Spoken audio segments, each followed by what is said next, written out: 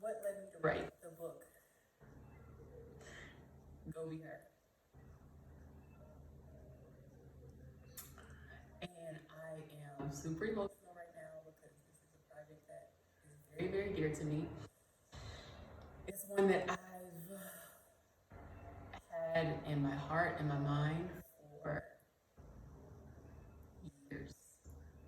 And it actually took on a whole other form, which I thank God for that, because initially it was going to be a coffee table book, something that you just flip through, have some fun and clever quotes and thoughts, but it turned into kind of the combination of that and a devotional, two concepts that I always knew that I would write, but yeah, this one kind of evolved into that, and I call it a self-coaching guide because a lot of it is what I use in my coaching now. So while years and years ago I thought I would write a devotional, part of me was like, oh, well, everyone's doing that. And then I went to do a flip book, but I didn't feel important enough to do a flip book.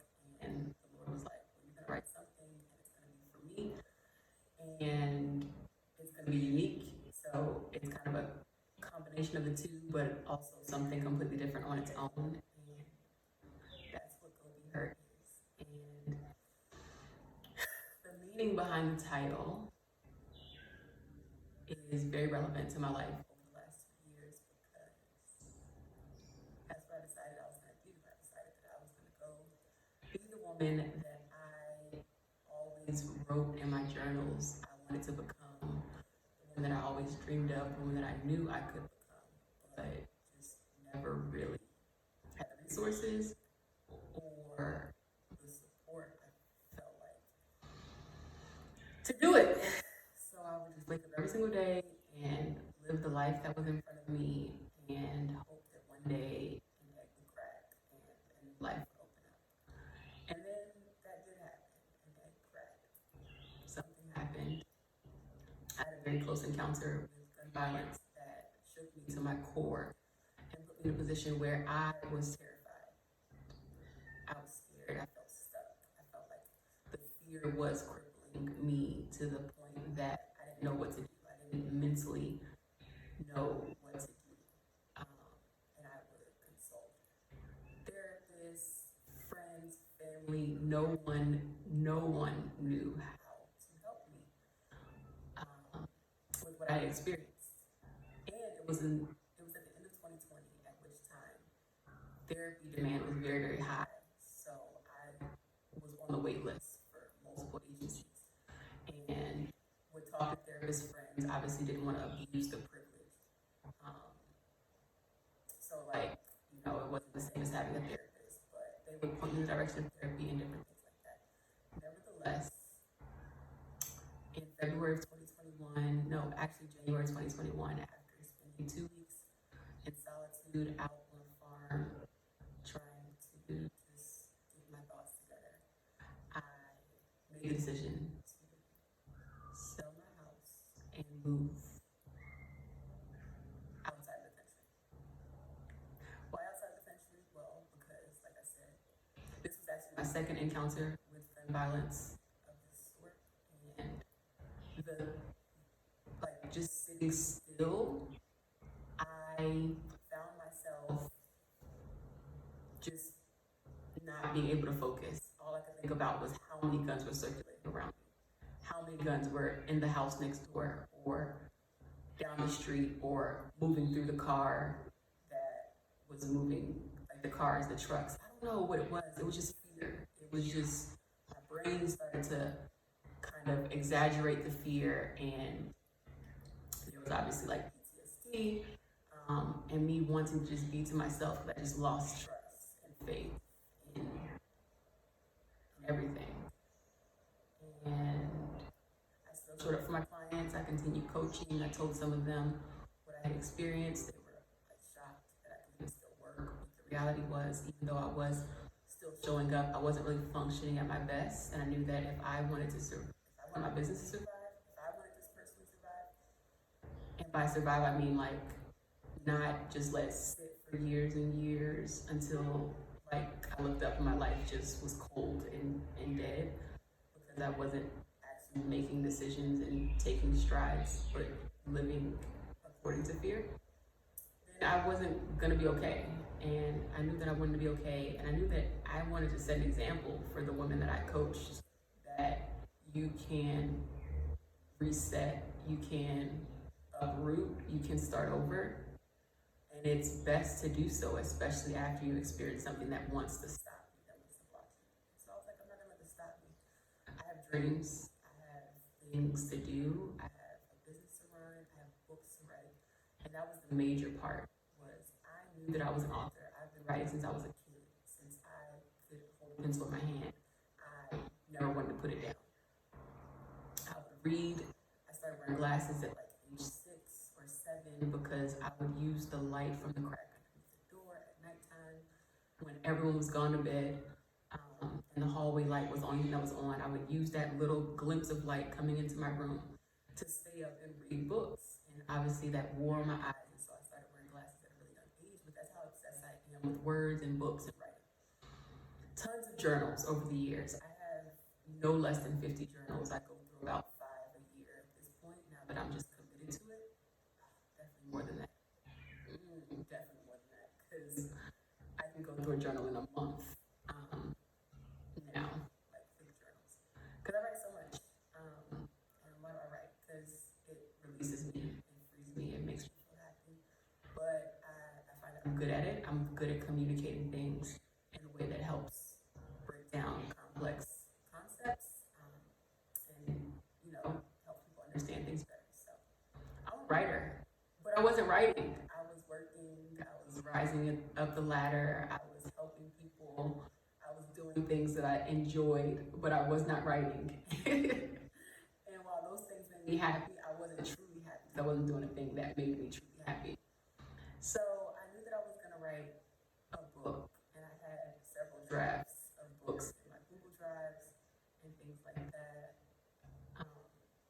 but never fully committed to it or gave myself the time. And I would find that certain things would happen, certain tragedies, or like one time my car got stolen and I sat down with God and he was like, the book. And I was like, bruh, my car is literally gone. And I knew that he allowed that to happen because he needs this book to come out. And that's a different book that will eventually come out. It's actually a book that I've adapted into a fiction novel. And it'll come out after the book that I'm releasing right now and talking to you all about. I'm just laughing because I swear, he was like, the book, but that book though. And there were multiple instances in my life where God was like, but that book though.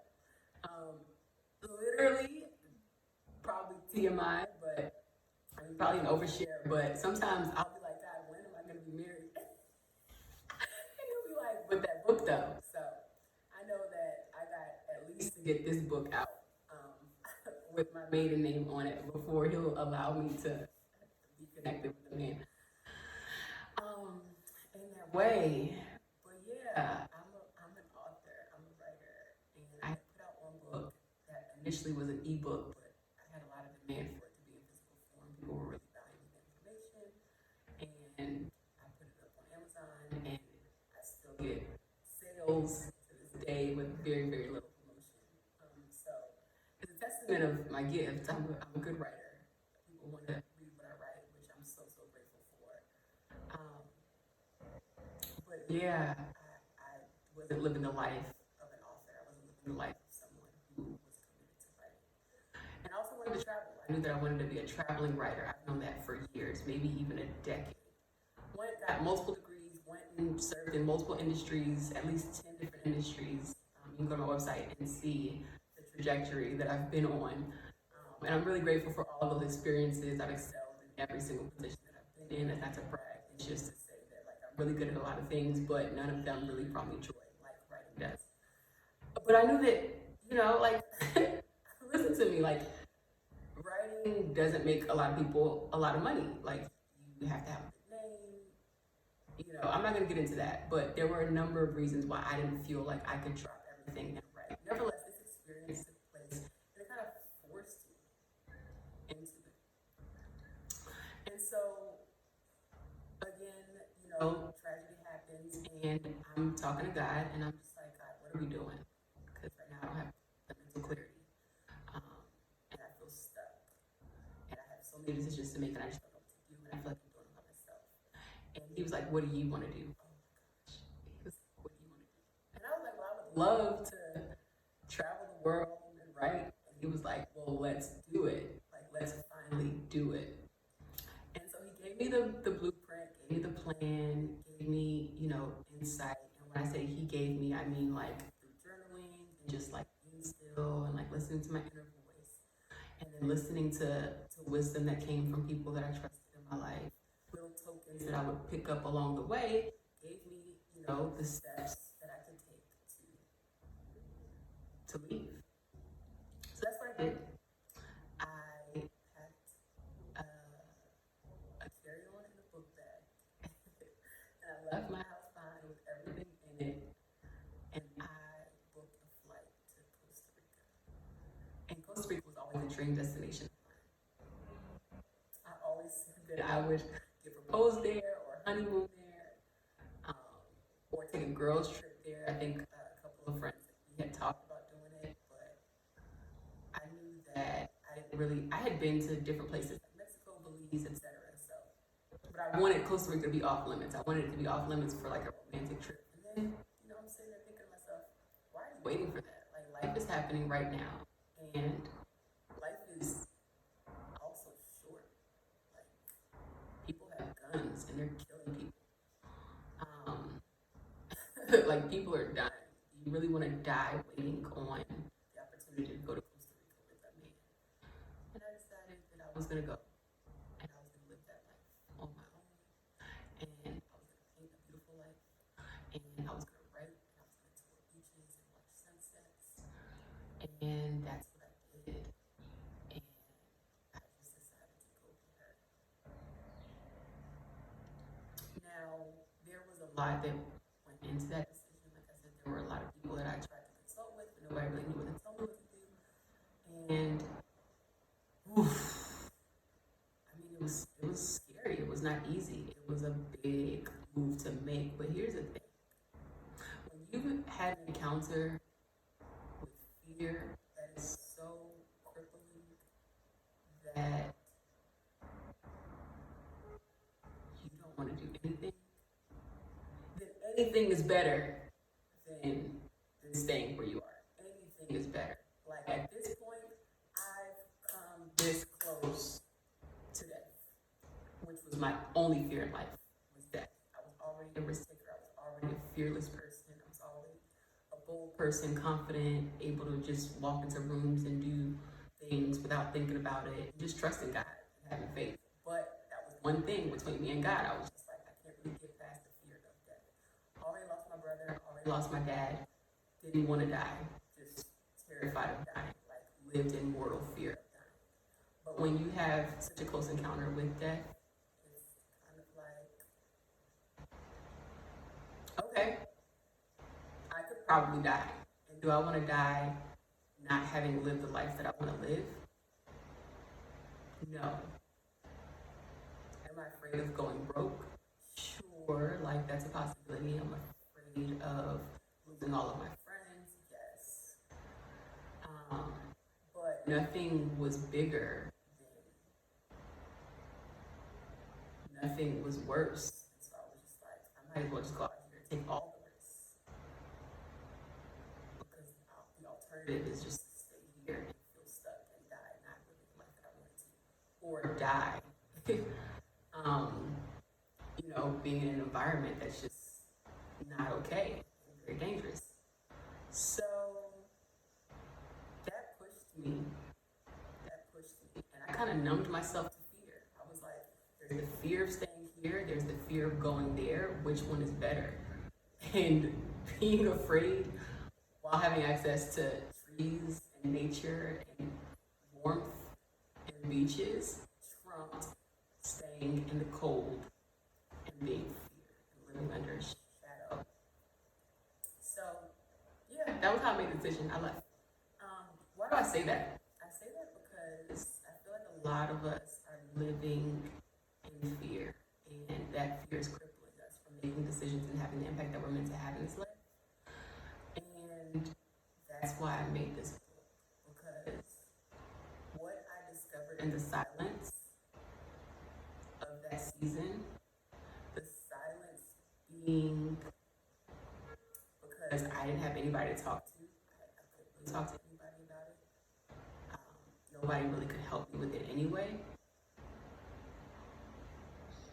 It forced me into the silence to like really be with God and hear from God. And that's when he peeled back all the layers of life that I had packed on for my own security. And he exposed what I truly wanted. And he told me that he would support me. And the thing is, we know, we want to believe that we know that we trust God and that we know that he'll take care of us in any circumstance. But we don't actually step out into the circumstances. We still play it safe, stay in our comfort zone. We sing oceans, Spirit lead me where my trust is without borders. But once we get out there and we feel unsafe, we are skedaddling back to safety, back to the shore. And the shore for me just was so unpleasant. I did not want to be there anymore. And so I was like, all right, let's go.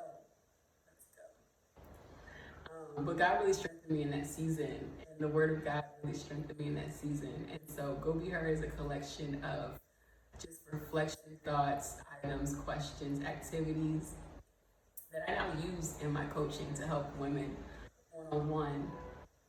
But I also use on a daily basis to center myself, forgiving people, taking the weights off from like relationships, loosening our grips on our friendships, spending time in the silence, mindfulness. I mean, I'm just laughing because I'm just so grateful that it's here. Like, I'm just so overwhelmed. It's mind-blowing to think what God took me from into the life that I have now. But yeah, it's loaded with gems and valuable content to help you spend time with yourself, get silent, peel back the layers, and realize, actualize the woman that you, or man, I've had a lot of men ask why it had to be Go Be Her and not Go Be You. My target audience is women. Majority of the people that I coach are women. I do coach men. And so I'm starting to open up my language when I'm communicating to my audience to include men, because it's the same thing. We deal with the same fears, and we all have layers that we need to peel back in order to live the life that we want. And not just life that we want, because I'm not one of those fluffy coaches that's like, live your dream life, even though by God's grace I'm fortunate to be doing that right now, and I believe that these principles will allow you to live your dream life. But it's beyond that. It's about aligning with your purpose and your mission, aligning with your ultimate self, aligning with who you are, who you were created to be, by peeling back all the things that society puts on us and discovering like what's underneath, getting connected with God, and from there creating a life that makes sense, that aligns with you and your joy. And it becomes your dream life. Like, it ends up being a life that you never thought that you could do on your own without like $1 million. But God's currency is so much better. His currency of favor, because you've peeled back the layers and you've stepped out of all the things that weigh us down, whether it's our fear of other people's judgments or our overwhelm in our schedules, whatever it is that's keeping you out of alignment with God's will for your life is keeping you out of your dream life, ultimately. And so that's what it does. 70 plus for sure. Pages, prompts, exercises that you can tap into on a daily basis that will help you align with yourself and the voice of God and become the person that you're meant to be. We go to church, we meditate, we exercise, we do all those things, and all those things are important. But something that I was not doing, and I know is not common for a lot of us, is just sitting in the silence, being still and letting God meet us there. That is a form of worship that is missing in society, to be real. And this book gives us the guidance to do that on a regular basis. And that was what I wanted. I created what I needed for myself.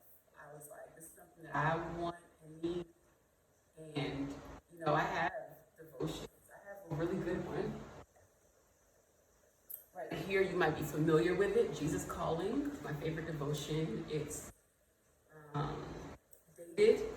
So every year on the same date, you read the same thing, but it supernaturally ends up being exactly what you need to hear. But like, that's what the gospel is. The gospel is the gospel is the gospel is the gospel. We need to hear it every single day. Same thing with the Bible. We need to read it every single day. But this book is similar in that you can flip to a page. Well, no, it's not similar because this is dated. But this one you can actually flip to it and you can randomize it and get an activity that will help you on that day. Giving, receiving, all the things. It creates balance. And that's why I started coaching, was to help women find balance. And how we find balance? By being still, going within, and unpacking all the things, making sense of it, and then aligning with what actually makes sense for us. A lot of us live lives that don't make sense. The amount of things that we pack on, the amount of things that we do, it just doesn't make sense. And yeah, like, there's more. There's a better life for all of us. I pause and I'm reflecting at the fact that it's raining right now, and I like to see rain as a symbol of God's pleasure. It's like it's raining, watering the seeds that have been planted. Whenever I do a big, bold thing like this, which ends up being a seed that can multiply into greater impact, I feel His glory come down when I see the rain. I really do.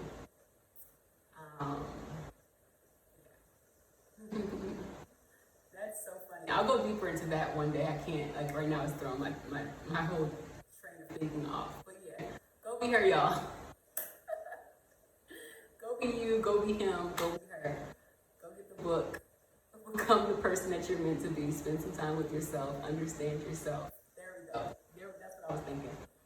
We've cultivated lives that reflect things that are not us because of the traumas and the pain that we've experienced. And we've put on these barriers and these shields, these armors to protect ourselves from those things happening to us again. But those very armors are keeping us from ever becoming the person that we enjoy. So connecting with all of those parts of ourselves, grieving, healing, reflecting, growing, letting go are hard things, but this book will help you do it in a gentle way. Coaching helps you do it in a gentle way. If you want me as a coach, you can always reach out or find a coach that works for you. And if you don't have resources for a coach right now, then go be her. It's going to be a great guide for you to start spending time with yourself, pouring into yourself, and allowing God to pour into you as well. All right, I think I covered everything I wanted to say. Thank you so much for listening. I've wanted to share this for so long. I'm just so tickled that we're here. And I hope that you will get to experience Go Be Her. All right, y'all, take care.